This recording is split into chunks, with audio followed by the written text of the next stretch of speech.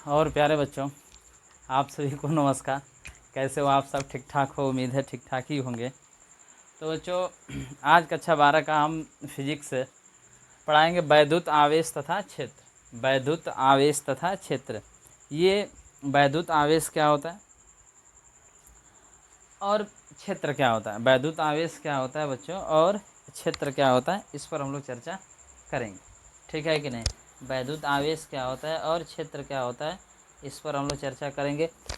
हाँ, अगर वीडियो आपको अच्छा लगेगा तो प्लीज़ चैनल को लाइक शेयर सब्सक्राइब करना ना भूलिएगा बच्चों। तो चलो, अब ये पहला चैप्टर है वैद्युत आवेश तथा क्षेत्र। यानी सबसे पहले इस चैप्टर को जानने से पहले हम लोग ये जानेंगे यार ये वैद्युत क्या होता है। वैद्युत जानने से पहले हम लोग को आवेशों के बारे में जानना होगा, आवेश क्या होता है। ठीक है कि नहीं? उसके बाद से जब वैद्युत और आवेश जान जाएंगे तो हम लोग वैद्युत क्षेत्र भी जान जाएंगे कि वैद्युत क्षेत्र क्या होता है। आप हमारी बातें समझ पा रहे होगे कि पहले हम लोग क्या जानेंगे कि यार वैद्युत जानने से पहले आवेश को जानना पड़ेगा, और जब आवेश जान जाएंगे तो वैद्युत अपने आप ही जान जाएंगे, और जब ये दोनों बातें जान जाएंगे तो क्षेत्र तो पूछना ही नहीं है, वैद्युत क्षेत्र हम लोग जान ही जाएंगे। लेकिन ये बच्चों आपके लिए कोई नया शब्द नहीं है वैद्युत। ये बच्चों वैद्युत आपके लिए कोई नया शब्द नहीं है। वैद्युत कोई नया शब्द नहीं है। आप अपने घरों में भी देख रहे हो वैद्युत क्या होता है। क्योंकि अगर एक दिन लाइट न रहे, अगर एक दिन लाइट चली जाएगी तो आदमी रह नहीं सकता है। एक दिन अगर लाइट चली जाए तो खुद सोचिए, आदमी रह नहीं सकता है।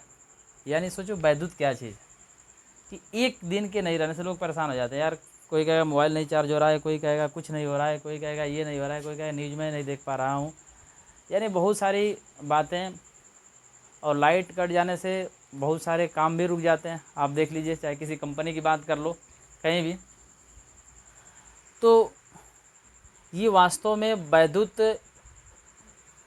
ऐसा क्या चीज़ है इसमें, और कौन इसके बारे में सबसे पहले सोचा होगा कि आज इसके बिना आदमी नहीं रह सकता, आज इसके बिना बहुत सारे काम रुक सकते हैं।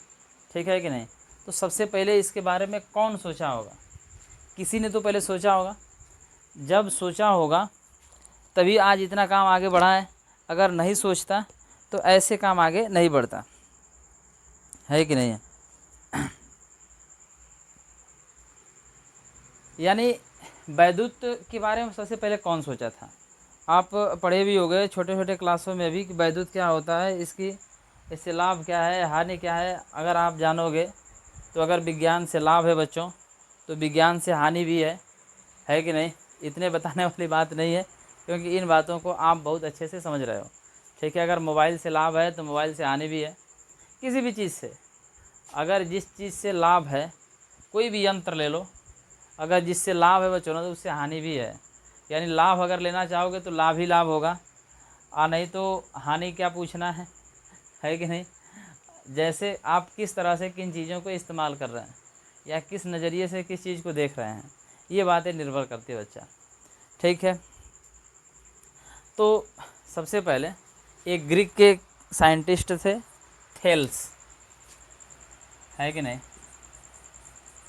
एक ग्रीक के साइंटिस्ट क्या थे? थेल्स।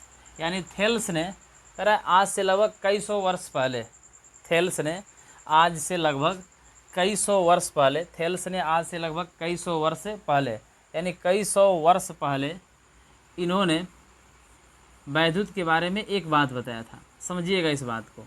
थेल्स एक वैज्ञानिक थे जिन्होंने आज से कई सौ वर्ष पहले, लगभग मान लो 2000 वर्ष या 2500 वर्ष, 2000 वर्ष या 2500 प्लस, 2500 वर्ष प्लस, यानी लगभग 2500 वर्ष प्लस, उससे अधिक भी हो गया होगा।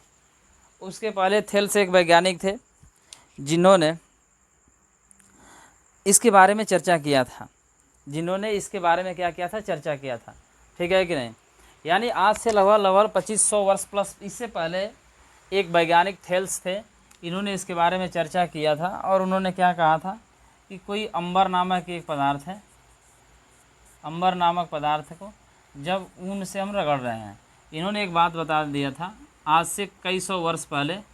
थेल्स ने एक बात बताया कि जो अंबर नामक कोई पदार्थ है, अंबर नामक क्या कोई पदार्थ है, तो अंबर नामक कोई पदार्थ है, जब उस अंबर नामक पदार्थ को किससे रगड़ा गया बच्चों? ऊन से रगड़ा गया।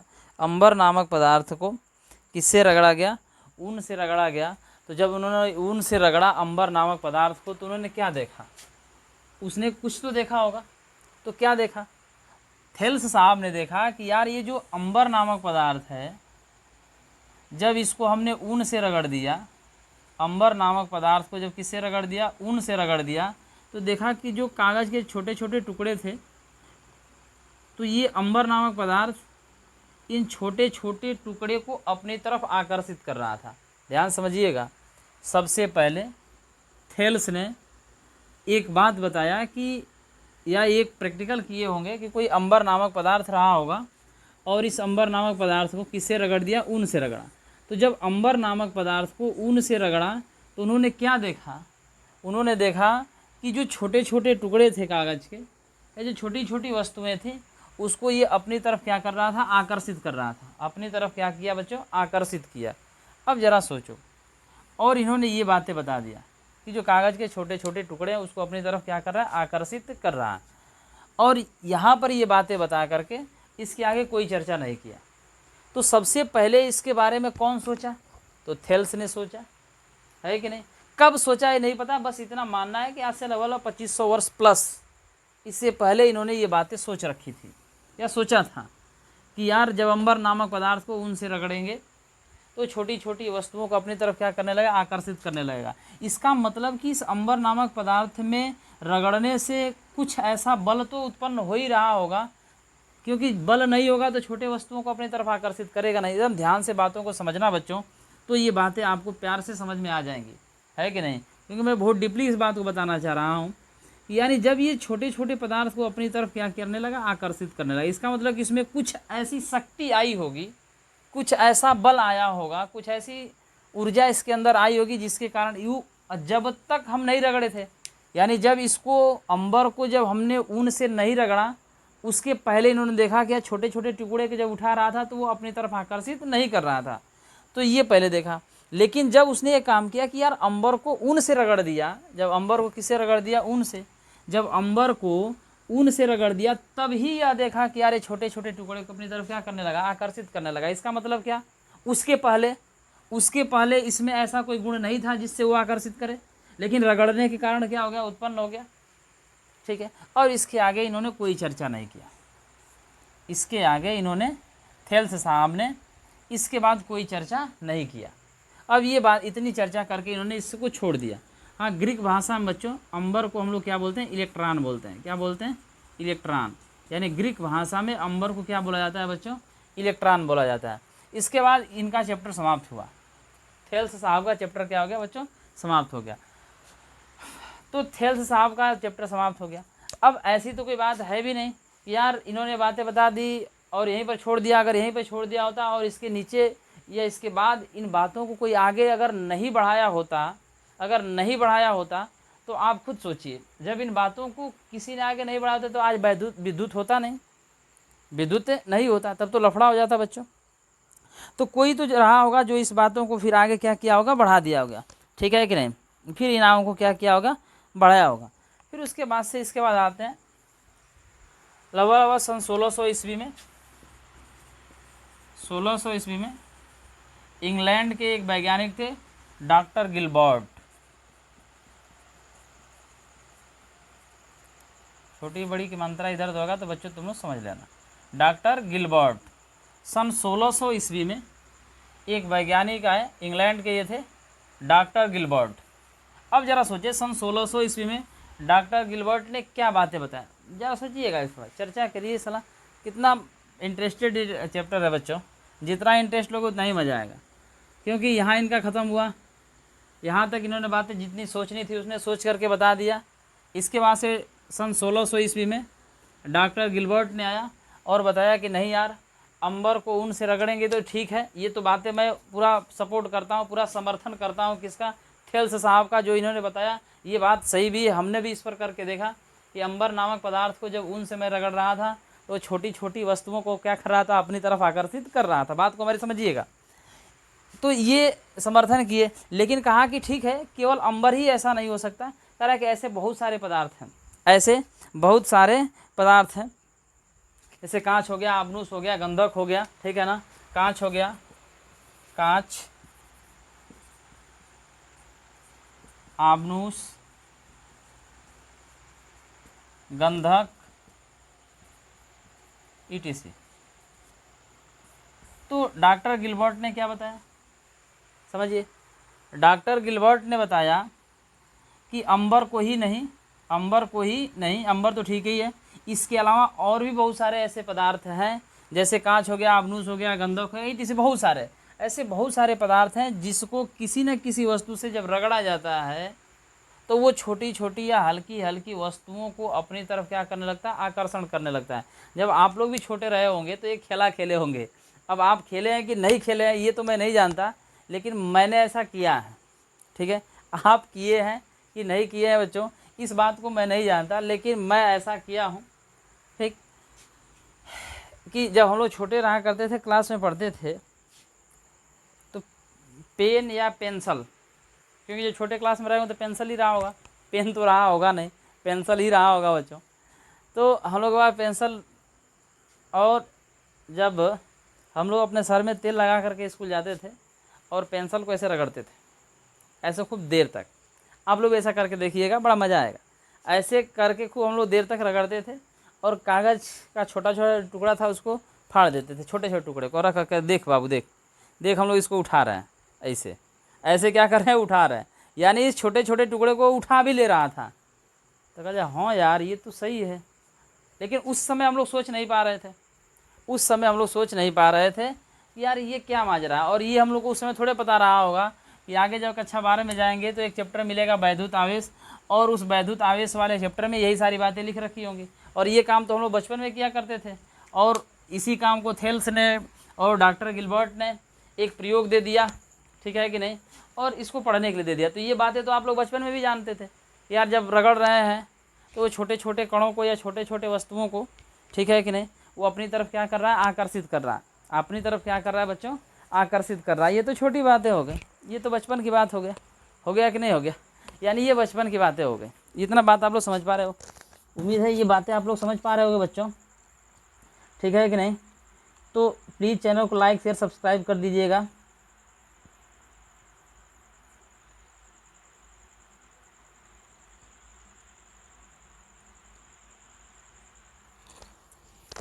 ठीक है, तो कह रहा है कि ये आकर्षण का गुण किसके कारण उत्पन्न हो रहा है, आगे समझिए। तो डॉक्टर गिलबर्ट ने ये बातें बता दिया, उसके बाद से आगे चर्चा हम लोग करते हैं कि ये छोटे छोटे कणों को अपनी तरफ आकर्षित कब कर रहा है, रगड़ने से ही उत्पन्न हो रहा है ना। यानी जब हमने अंबर को ऊन से रगड़ दिया तो देखा कि ये छोटे छोटे टुकड़े को अपनी तरफ क्या करने लगा, आकर्षित करने लगा। तो ये किसके कारण, समझिएगा, ये किसके कारण छोटे छोटे कणों को अपनी तरफ आकर्षित करने लगा, घर्षण के कारण। तो जिसके कारण ये छोटे छोटे कणों को अपनी तरफ आकर्षित करता है, जिसके कारण छोटे छोटे कणों को क्या करता है, आकर्षित करता है, तो हम लोग कहते हैं कि वो पदार्थ क्या हो गया, इलेक्ट्रीफाई हो गया, इलेक्ट्रीफाई हो गया, जिसको हम लोग हिंदी में कहते हैं कि विद्युतमय हो गया, या इसी को हम लोग क्या कहते हैं, विद्युतमय। यानी वो पदार्थ क्या हो गया बच्चा, वो पदार्थ विद्युतमय हो गया, क्या हो गया, विद्युतमय हो गया, अथवा विद्युत है कि नहीं। इसी को हम लोग क्या बोलते हैं बच्चों, विद्युत बोलते हैं। क्या, जिसके कारण वे छोटे छोटे कणों को अपनी तरफ आकर्षित करने लगा, तो हम लोग क्या कर दिए कि वो पदार्थ कैसा हो गया बच्चा, विद्युत। यानी उसमें विद्युत का गुण आ गया, किसका गुण आ गया बच्चों, विद्युत का गुण आ गया। यानी जिसके कारण छोटे छोटे कणों को वो अपनी तरफ क्या करने लगता है, आकर्षित करने लगता है, तो कहा जाता है वो पदार्थ क्या हो गया, इलेक्ट्रीफाई हो गया। यानी उसमें किसका गुण आ गया, विद्युत का गुण आ गया, है कि नहीं, अथवा विद्युतमय हो गया, अथवा विद्युत है, विद्युतमय हो गया, या पदार्थ वो क्या हो गया, विद्युत है कि नहीं है। ये किसके कारण हो गया, घर्षण के कारण हो रहा था। किसके कारण हो रहा था बच्चों, ये घर्षण के कारण उत्पन्न हुआ। तो घर्षण के कारण ही उत्पन्न हो रहा है कि नहीं, तो घर्षण के कारण उत्पन्न हो गया, तो वो पदार्थ क्या हो गया, विद्युतमय हो गया। इतनी बातें अगर आप लोग समझ पा रहे होगे तो ठीक ठाक है। इतनी बातें अगर आप समझ पा रहे हो बच्चों तो बहुत सुंदर। यहाँ तक अगर आपको बातें समझ में आ रही होंगी तो ठीक है। इसमें जो हमको तो नहीं लग रहा है कुछ ऐसी नोट करने लायक बातें हैं जिसको आप नोट कर सकें।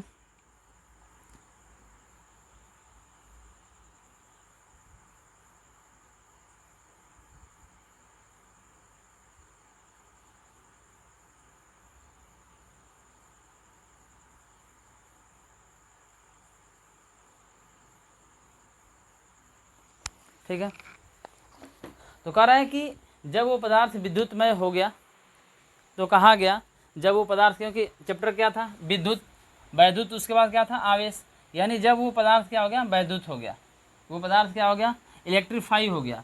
जब वो पदार्थ इलेक्ट्रीफाई हो गया तो कहा गया कि क्या हो गया, वो पदार्थ आवेशित हो गया, या उस पदार्थ पर क्या उत्पन्न हो गया, आवेश उत्पन्न हो गया। यानी पदार्थ पर आवेश, पहले वैद्युत हुआ यानी इलेक्ट्रीफाई हुआ।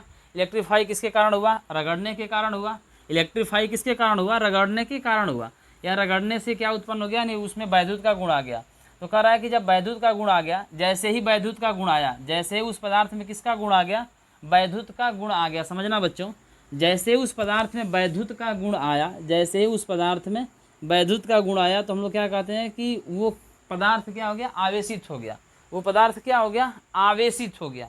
यानी आवेशित कब हो रहा है, आवेशित कब हो रहा है, जब वो वैद्युतमय हो गया, है कि नहीं। जब उसमें वैद्युत का गुण आ गया, तो कैसे जानेंगे कि वैद्युत का गुण आ गया, यानी जब हमने रगड़ा और देखा कि छोटे छोटे वस्तुओं को अपनी तरफ आकर्षित करने लगा, रगड़ा और छोटे छोटे वस्तुओं को अपनी तरफ क्या करने लगा, आकर्षित करने लगा, तो कहा कि वैद्युतमय हो गया। और जब वैद्युत उत्पन्न हो गया, विद्युत हो गया, तो उसके बाद से हम लोग क्या कहेंगे कि वह पदार्थ क्या हो गया, आवेशित हो गया। वह पदार्थ क्या हो गया, आवेशित हो गया, यानी पदार्थ आवेशित हो गया। ठीक है कि नहीं। तो आवेश को क्या कर लेता है, ग्रहण कर लेता है। अब यहाँ तक अगर जो बातें आपको लिखने लायक अगर दिख रहा होगा तो इसमें से आप नोट कर सकते हो। ठीक है कि नहीं। अगला हेडिंग मिलेगा बच्चों, अगला हेडिंग आपको मिलेगा वैद्युत आवेश।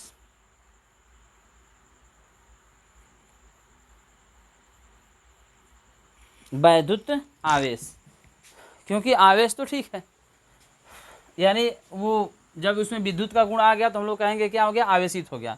जब उसमें विद्युत का गुण आ गया, उस पदार्थ में विद्युत का गुण आ गया, तो उस पदार्थ में विद्युत का गुण कैसे आया, रगड़ने के कारण आया। जब विद्युत का गुण आ गया तो हम लोग क्या कहेंगे कि आवेशित हो गया।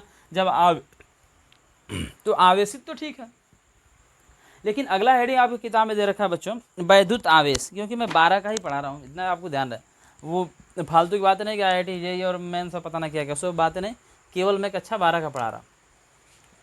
कक्षा 12, केवल कक्षा 12 का मैं पढ़ा रहा हूँ बच्चों, फिजिक्स। ठीक है कि नहीं। तो अगला हेडिंग दे रखा है वैद्युत आवेश। वैद्युत आवेश समझो, वैद्युत आवेश। ये वैद्युत आवेश क्या होता है, कह रहा है कि वैद्युत आवेश वह गुण है, इसको आप चाहो तो नोट भी कर सकते हो बच्चों, बस छोटा सा परिभाषा। वैद्युत आवेश वह गुण है, वैद्युत आवेश वह गुण है जिससे युक्त वस्तु, जिससे युक्त वस्तु, युक्त वस्तु दूसरे वस्तु पर बल आरोपित करती है, दूसरे वस्तु पर बल आरोपित करती है। बातें आप समझ पा रहे होगे। वैद्युत आवेश वह गुण है जिससे युक्त वस्तु दूसरे वस्तु पर क्या आरोपित करती है, बल आरोपित करती है।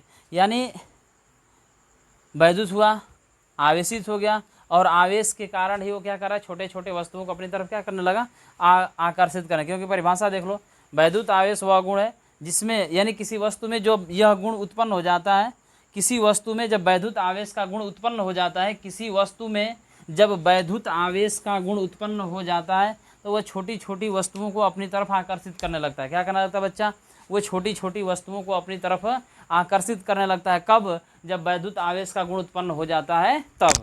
तो हमें विश्वास है या उम्मीद है बच्चों ये बातें आपको समझ में आ गई होंगी।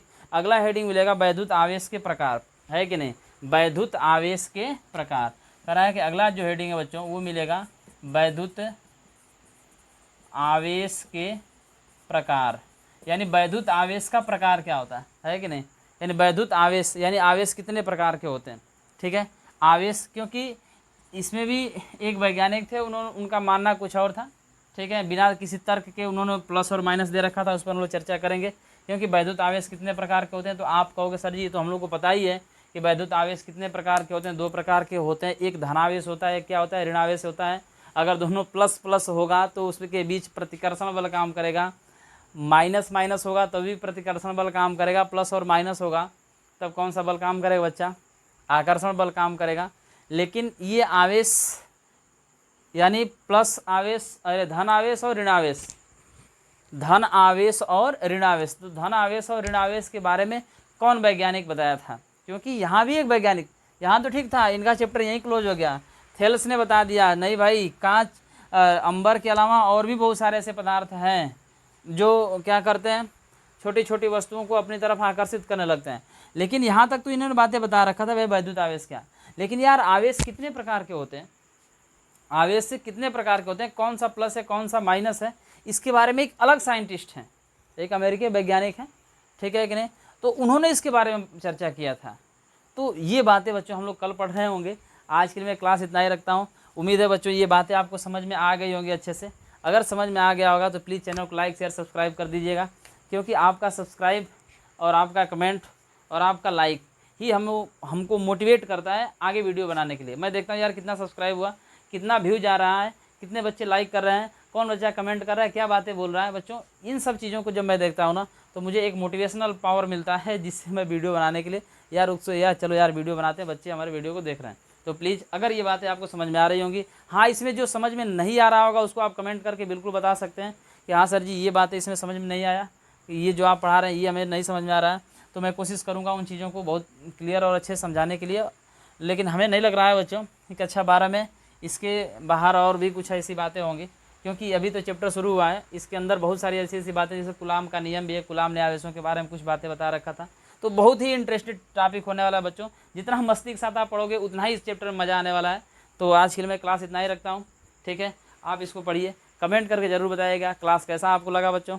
तो ठीक है, अच्छे से रहिए, स्वस्थ रहिए, मस्त रहिए, आगे पढ़ते रहिए बच्चों।